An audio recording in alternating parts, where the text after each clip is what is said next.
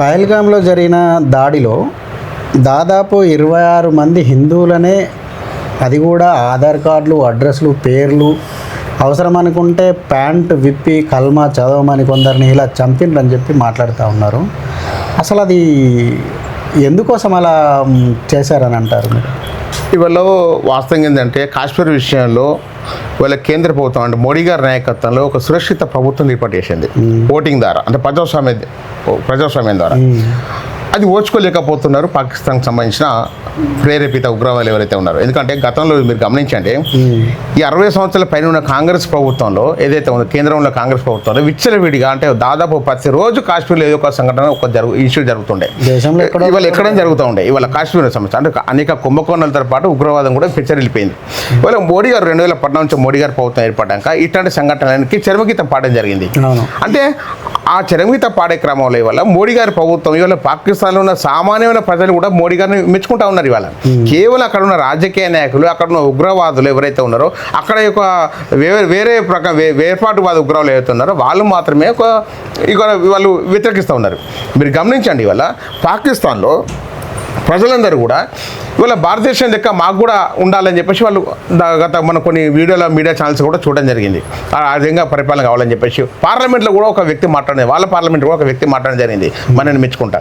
అంటే మీరు గమనించండి, ఇవాళ పహల్గామ్ ఇష్యూ చూసుకుందాం. ఇవాళ పహల్గామ్ ఇష్యూలో వాస్తవం ఏంటంటే POK పాక్ ఆక్రమిత కాశ్మీర్ సంబంధించిన ఎవరైతే ఉన్నారో వాళ్ళలో ఇవాళ దేశంలో ఏ జరిగినా కానీ, కాశ్మీర్లో ఏ సంఘటన జరిగినా POKకి వెళ్ళి వస్తూ ఉన్నారు. ఇవాళ POKకి ఎక్కడికి వస్తున్నారు, పాకిస్తాన్కి వెళ్ళి POK వస్తున్నారు. POKకి వెళ్ళి బయటకు వచ్చి ఇలా సంఘటన జరుగుతూ ఉన్నాయి. ఇవాళ మీరు మొన్న జరిగిన సంఘటన అయితే వాస్తవం ఏంటంటే ఇవాళ దేశం మొత్తం నివరపోయేలా చేసింది. ఇవాళ మోడీ గారు కూడా ఇవాళ ఎంత ఆవేదనతో ఇవాళ బీహార్లో మాట్లాడడం జరిగింది. ఎలాంటి భూమి లోపల దాక్కున్నా కానీ వెతికి పట్టి ఇవాళ అంత చేస్తా అని చెప్పి చెప్పడం జరిగింది. ఇవాళ అంటే ఎంత ఆవేశం అంటే మీరు గమనించండి, గతంలో సర్జికల్ స్ట్రైక్ చేయడం జరిగింది.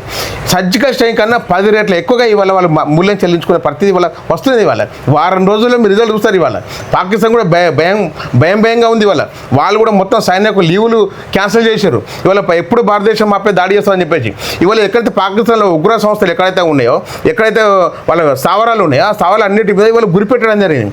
ఏదో టైంలో సడన్గా అవన్నీ వాళ్ళ సర్వనాశనం అయిపోయే అవకాశం ఇవాళ దగ్గరలో ఉంది. ఇవాళ మోడీ గారు ఇవాళ ఆ పని చేసాకనే ఇవాళ నేను మాట్లాడతా అని చెప్పి చెప్పడం జరిగింది. ఇవాళ ప్రపంచ దేశాలు కూడా ఇవాళ భారతదేశానికి సపోర్ట్ ఇవ్వడం చేస్తుంది, పాకిస్తాన్కి ఎవరు సపోర్ట్ ఇవ్వట్లేదు. ఇవాళ పాకిస్తాన్ ఏంటంటే మొత్తం ఉగ్రవాద దేశం తయారైంది. ఇవాళ దాన్ని వాస్తవంగా నిషేధిత దేశాలలో పాకిస్తాన్ కూడా ఉంది. ఇవాళ అంటే పహల్గామ్ ఇష్యూ అవుతుందో అంటే ముఖ్యంగా హిందువులను టార్గెట్ చేసి చెప్పడం జరిగింది.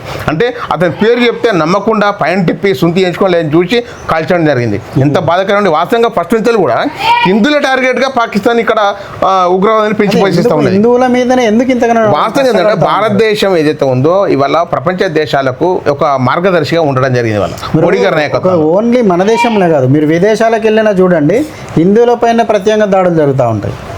అది ప్రత్యేకంగా హిందువు అని గుర్తుపెట్టుకొని మరి దాడులు జరుగుతాయి. భారతదేశం కాదండి, భారతదేశంలో కొంతమంది మైనార్టీ ముస్లింలు ఉన్న ఏదైతే దేశ వ్యతిరేకులు దేవతున్నారో కొన్ని ప్రాంతాలలో, ఫర్ ఎగ్జాంపుల్ పాత బస్తీ చూసుకుందాం. పాత బస్తీలో ఒక హిందూ కుటుంబం ఇవాళ ఉండలేదు. ఇవాళ పశ్చిమ బెంగాల్ ఉన్నదొక విషయం. మనం పశ్చిమ బెంగాల్ హిందువులను ఎంత కాల్చి చంపుతున్నారంటే ఇవాళ పశ్చిమ బెంగాల్ ఎంతమంది హిందువులపై దాడులు జరుగుతున్నాయి. ఇవాళ పశ్చిమ బెంగాల్ హిందూ మహిళలపై ఏ విధంగా అత్యాచారాలు జరుగుతున్నాయి. మరి కనీసం అక్కడ ప్రభుత్వం స్పందించిందా? ఇవాళ అలా సెంట్రల్ ఫోర్స్ వేదాక కూడా అక్కడ జరిగిపోయింది. సెంట్రల్ ఫోర్స్ వెనక ఇప్పుడు అక్కడ కట్టడైంది. ఇవాళ ఎక్కడైనా కానీ ఈ దేశంలో కానీ బయట కానీ హిందువుల టార్గెట్గా ముస్లిమ్స్ కొంతమంది ఎవరైతే ఉన్నారో వాళ్ళు టార్గెట్గా ఇక్కడ ఉంచుకున్నారు. కాబట్టి హిందువులను మాత్రమే చంపడానికి వాళ్ళు ముందుకేస్తూ ఉన్నారు. దానిలో భాగంగానే పహల్గామ్ ఇష్యూ. ఇవాళ కాలపారణ ఆరక ముందే బిఫోర్ వీడియోలు తీసుకున్నారు. వాళ్ళు కొత్త పెళ్లి చేసుకున్న జంట కనీసం ఒక క్షణాలలో వాళ్ళు భర్తను చంపడం, భార్య కళ్ళ ముందరనే చంపడం జరిగింది. పిల్లల ముందు కూడా తండ్రిని చంపడం జరిగింది. అంటే 27 మంది ప్రాణాలు కోల్పోయారు. ఒక ముస్లిం ఉండాలి, ఆ ముస్లిం అంటే ఫస్ట్ కాల్చారు, తర్వాత హిందువుల టార్గెట్గా చేశారు వాళ్ళు. నేను ఏమంటా ఇవాళ ఉగ్రవాదాన్ని మొత్తం టోటల్గా తుడిచిపెట్టాలంటే దేశంలో ఉన్న ఉగ్రవాదులు ఏవైతే ఉన్నారో అంటే దేశ వ్యతిరేకలు వెళ్తున్నా వీళ్ళని ఫస్ట్ తుడిచిపెట్టాలి. ఇవాళ భారతదేశంలోకి ఎట్లా సూచికొస్తుందండి? వీళ్ళు అండలేకుండా సూచికొస్తారా? ఇవాళ పశ్చిమ బెంగాల్కి వెళ్ళి వస్తారు, ఇవాళ ఇతర బంగ్లాదేశ్కి వెళ్ళి వస్తారు, రోహింగ్యాలు వస్తారు. ఇవాళ నేను అంటున్నాను తెలంగాణలో ఏదైతే ఇప్పుడు నిజామాబాద్ కానీ, కరీంనగర్ కానీ, అదేవిధంగా హైదరాబాద్ కానీ ఇతర ప్రాంతాలు ఎక్కడైతే ముస్లిమ్స్ అధిక ప్రాంతాలు ఉన్నారో మదర్సాలలో, అదే మసీదులలో మొత్తం నిఘా పెట్టి జల్లెడ పెట్టినట్టు మొత్తం నిఘా సంస్థలు ఇవాళ ఇంటెలిజెన్స్ వర్గాలు చెక్ చేయమని చెప్పండి. ఎంతమంది వెళ్తారు? ఇవాళ దాసంగా పాకిస్తాన్ చర్చలు చాలా మంది వెళ్తారు. ఇక్కడ వందల మంది, వేల మంది వెళ్తారు. ఇవాళ ఆ విధంగా ఇంటెలిజెన్స్ వ్యవస్థ పనిచేయాలి. ఇవాళ నేనేమిటంటే ఆ రకంగా రాష్ట్ర ప్రభుత్వం కూడా సహకరించాలి, కేంద్రం సహకరించాలి. ఇవాళ రాష్ట్ర ప్రభుత్వం కేంద్రానికి సహకరిస్తే సాధ్యమవుతుంది. ఇవాళ మదర్సాలు మొత్తం మసీలు మొత్తం చెక్ చేస్తే ఇవాళ ఉగ్రవాదం లేకుండా పోతే దేశం వ్యాప్తంగా అక్కడ ఉన్న రాష్ట్ర ప్రభుత్వం కూడా సహకరించాలి. ఇవాళ ఈ రకంగా పోతేనే ఇవాళ దేశం సుభిక్షంగా ఉంటాయి. ఇవాళ నా దేశం సుభిక్షంగా ఉండాలని చెప్పి నేను కోరుకుంటున్నాను. అదేవిధంగా నా లెక్క అందరు దేశంలో ఉన్న 140 కోట్ల మంది కూడా కోరుకోవాలని చెప్పి నేను కోరుకుంటున్నాను. ఇట్లా అనధికారికంగా వచ్చే తిష్ట వేసే వ్యక్తుల పట్ల మీరు ఏ విధంగా వాస్తవంగా ఏంటంటే చట్టాలలో ఉన్న లొసుగులను ఆధారం చేసుకొని ఈ విధంగా జరుగుతున్నాయి. అంటే చట్టాలు రాని అన్నట్టుగానే ఉంటాయా? వాస్తవంగా ఇప్పుడు మీరు గమనించండి, బాగా ఇతర దేశాలలో ఒక నేరం జరిగితే పబ్లిక్ ముందట కాల్చి చంపేస్తారు, పబ్లిక్ నరి చౌరస్తలు. అట్లాంటి చట్టం వచ్చిన రోజు ఇక్కడ అత్యాచారాలు జరిగాయి, ఉగ్రవాదాలు జరిగాయి, ఇవి జరిగే వాళ్ళు. వాస్తవంగా మన చట్టాలు ఏంటంటే ఒక ఉగ్రవాదిని మీరు ముంబై కాల్పుల కేసులు చూశారు కదండి, తాజ్మహల్ హోటల్, అది తాజ్మహల్ తాజ్ హోటల్ వాడిని ఎన్ని రోజులు పోషించారండి కసబ్ గారిని, ఎన్ని రోజులు పోషించారు, ఎంత ధనం, కోట్ల రూపాయల ధనం ఎంత వేస్ట్ అయింది ఇవాళ. నేనేమిటంటే వాడు నేరం చేసాక వాడిని ఇంకా బేలు, కోర్టు, కేసులు, విచారణ అంతా జరగకుండా డైరెక్ట్ వాడిని కుటుంబ సభ్యులు అందరూ కాల్చిపారేయాలి. వెంటనే వాడిని పెంచి పోషించిన ఉగ్రవాదులు ఏవైతున్నారో అందరూ దొరకబడి కాల్చిపారేయాలి. వీళ్ళు నడి చౌరస్తాలో కాల్చిపారేయాలి. మరి ఎక్కడో కాదు, ఎక్కడో ఉరేసు సాటుకు తీసుకుపోయి జైలు నడడం ఉరేసుడు కాదు, నడి చౌరస్తాలో లక్షల మంది బహిరంగ సభ పెట్టి బహిరంగ సభలో వీళ్ళు కాల్చిపారేయాలి. ఇవాళ అట్లాంటి చట్టం వచ్చినప్పుడే ఇవాళ దేశం సుభిక్షంగా ఉంటుంది. అట్లాంటి చట్టాలు కూడా తీసుకురావాలి ఇవాళ.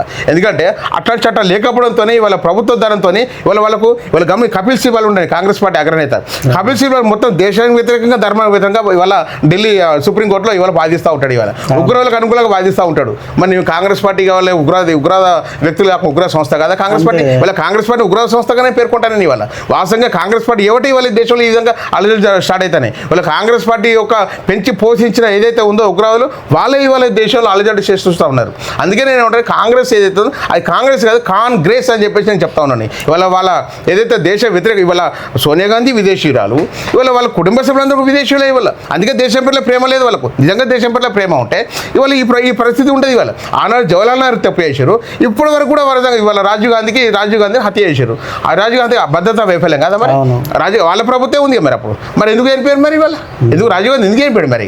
అంటే మీ భద్రతా వైఫల్యం కదా, ఇందిరాగాంధీ చనిపోయింది, భద్రతా వైఫల్యం కదా. టెర్రరిస్ట్ మైండ్, నెరేటివ్ మైండ్ ఉన్నంతో ఏం చేయలేమన్నట్టు నేను ఏమంటానంటే జరిగే సంఘటన ఏదైతుందో అందరూ ఒక మైండ్లోకి వెళ్ళిపోయినాక ఒక సంఘటన జరుగుతూ ఉన్నది. ఇవాళ వాస్తవంగా కాశ్మీర్ సంఘటన ఎవరు ఉంచితే ఇవాళ గతంలో పుల్వామా జరిగింది, అంటే దానిలో బయటకు జరగగానే మన సర్జికల్ స్ట్రైక్ చేయడం జరిగింది ఇవాళ.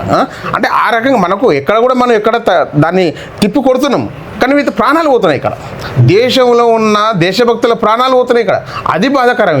ఇవాళ వాస్తవంగా వాళ్ళ కుటుంబంతో ఒక విహారయాత్రకు పోతే వాళ్ళందరూ గంతమంది చనిపోతే ఇవాళ కాశ్మీర్లో ఉన్న సామాన్య ప్రజలు ఎవరైతే ఉన్నారు ఎంత ఇబ్బంది పడతారు. ఇవాళ టూరిస్టులు ఎంత ఇబ్బంది పడతారు, అక్కడ టూరిస్టులు దాని మీద ఆధారపడే కుటుంబాలు ఎన్ని రోడ్ల మీద పడతాయి, ఇవన్నీ కూడా ఆలోచించాలి ఇవాళ. అంటే ఈ రకంగా కూడా ఎవరైతే ఉన్నారో అందరూ కూడా ఇవాళ దీనిలో బాధ్యులే. ఇవాళ కాంగ్రెస్ పార్టీతో పాటు ఇవాళ సెక్యులర్ ముసుగులో ఉన్న పార్టీలు అన్ని కూడా బాధ్యులే.